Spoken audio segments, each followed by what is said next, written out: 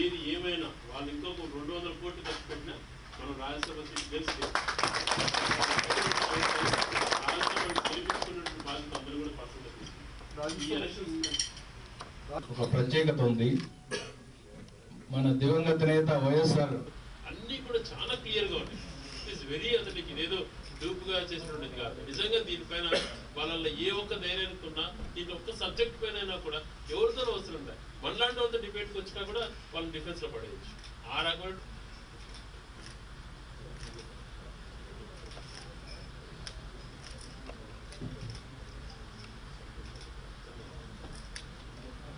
ప్రత్యేక హోదా అన్నది ఆంధ్రప్రదేశ్కు విడిపోయిన తర్వాత అది ఎంతో ఇంపార్టెంట్ అయినటువంటిది పరిస్థితి ఉన్నప్పుడు దానిపైన గట్టిగా పోరాటం చేయకుండా తనపైన ఉన్నటువంటి కేసులను మాఫీ చేయించుకోవడం కోసం తను ఎక్కడ కూడా దానిపైన గట్టిగా పట్టుబట్టట్లేదు. స్వయాన కేంద్ర మంత్రి గారు విజయవాడకు వచ్చినప్పుడు చంద్రబాబు నాయుడు గారు అసలు దీని గురించి మమ్మల్ని అడగలేదు అని చెప్పి ఆ కేంద్ర మంత్రి గారు బయటపెట్టడం జరిగింది. స్పెషల్ స్టేటస్ పైన చిత్తశుద్ధి లేదు, రాష్ట్రం సంబంధించినటువంటి అంశాలపైన గట్టిగా నిలదీసినటువంటి ధైర్యం లేక రాష్ట్ర ప్రజలను తాకట్టు పెట్టేటువంటి పరిస్థితి తీసుకొస్తున్నారు. అదే రకంగా వైఎస్ఆర్ కాంగ్రెస్ పార్టీ దీనిపైన ముందు నుంచి కూడా గట్టిగా పోరాటం చేస్తుంది. మేము పోరాటం చేస్తుంటే వాళ్ళకి మద్దతు ఇవ్వకుండా అవమానించేటువంటి రీతిలో వాళ్ళు ప్రవర్తించారు.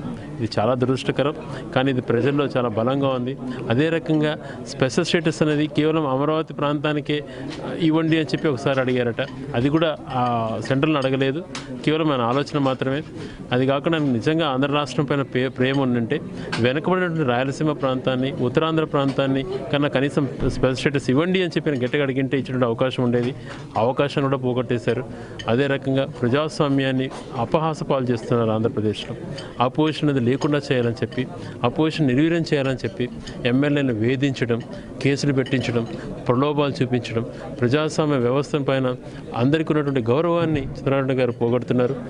అదే అక్కడ ఆ పరిణామాలే కాకుండా ఆంధ్ర రాష్ట్రంలో జరుగుతున్నటువంటి అవినీతి పైన, ఇసుక మాఫియా తీసుకోండి, ప్రాజెక్టులలో అవినీతి కానీ, లేకపోతే లీజులకు భూములు ఇచ్చేటువంటి లీజులో జరుగుతున్న అవినీతి కానీ, కోట్లాది రూపాయలు ఏ రకంగా తన అక్రమాలు చేస్తున్నాడని చెప్పి ఈ ఎంపరర్ ఆఫ్ కరప్షన్ అనేటువంటి 1,34,000 కోట్ల రూపాయల అవినీతిని క్లీన్గా మెన్షన్ చేయడం జరిగింది.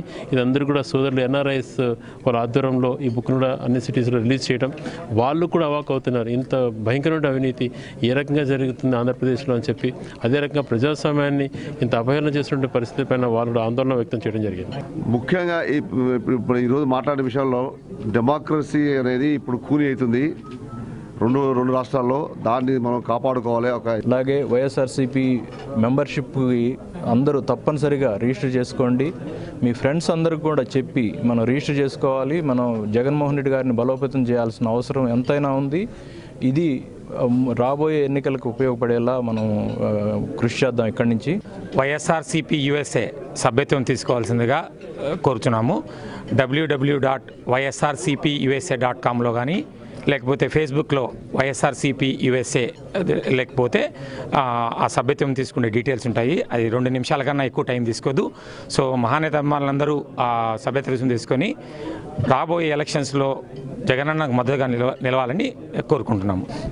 ఆంధ్రప్రదేశ్లో డెమోక్రసీని ఏ రకంగా నిర్వీర్యం చేస్తున్నటువంటి పరిస్థితి, ఆంధ్రప్రదేశ్లో అవినీతి ఏ రకంగా జరుగుతుందన్న దానిపైన ఈరోజు న్యూజెర్సీలో కన్వీనర్ రత్నాకర్ గారు, రామిరెడ్డి అన్న గారు, పెద్దలు నాట అధ్యక్షుడు రాజేష్ రెడ్డి గారు, సౌదర్ రెడ్డి గారు, మా యూత్ వింగ్ సాత్విక్ గారు అందరి ఆధ్వర్యంలో ఈరోజు ఎన్ఆర్ఎస్ అందరం కూడా న్యూజెర్సీలో కలవటం జరిగింది.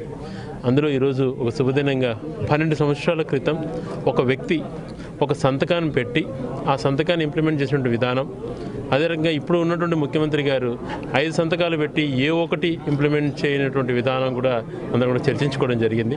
ప్రతి ఒక్కరు కూడా ఆంధ్రప్రదేశ్లో జరుగుతున్నటువంటి అవినీతిమయం పైన ఆందోళన వ్యక్తం చేశారు. రాజధాని అని చెప్పి ఒక హైప్ క్రియేట్ చేసి అక్కడ ఆ ప్రాంతంలో ప్రజలను మోసం చేసినటువంటి విధానం కానీ, ఇసుక పాలసీలు అని చెప్పి దోపిడీ చేస్తున్నటువంటి విధానం కానీ, అదే రకంగా ప్రాజెక్టుల పైన చేస్తున్నటువంటి అవినీతులపైన కానీ, వీటన్నిటిపైన కూడా వాళ్ళ యొక్క ఆందోళన చాలా వ్యక్తం చేయడం జరిగింది.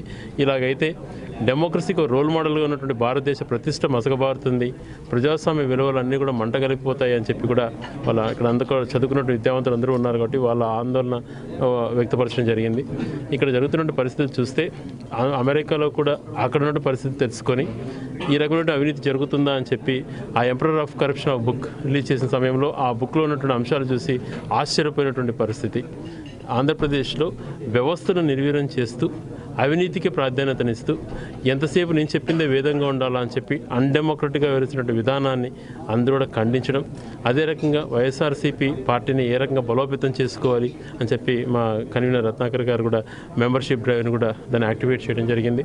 అదే రకంగా సోషల్ మీడియాలో మాకు మీడియా అంతా కూడా కొన్ని దుష్ప్రచారాలు ఎక్కువగా చేస్తున్న, ఒకవైపు మీడియాని బెదిరించి వాస్తవాలు బయటికి రానికుండా చంద్రబాబు నాయుడు గారు చేస్తున్న సోషల్ మీడియా ద్వారా ప్రజలకు అన్నీ కూడా తెలియచేయడానికి ఇక్కడ ఉన్నటువంటి యూత్ చేస్తున్నటువంటి కృషిని తప్పనిసరిగా మేమందరం కూడా అభినందిస్తున్నాం. అదే రకంగా జగన్మోహన్ రెడ్డి గారు అమెరికాలో పర్యటించవలసిందిగా చాలామంది కూడా కోరారు మిత్రులందరూ కూడా.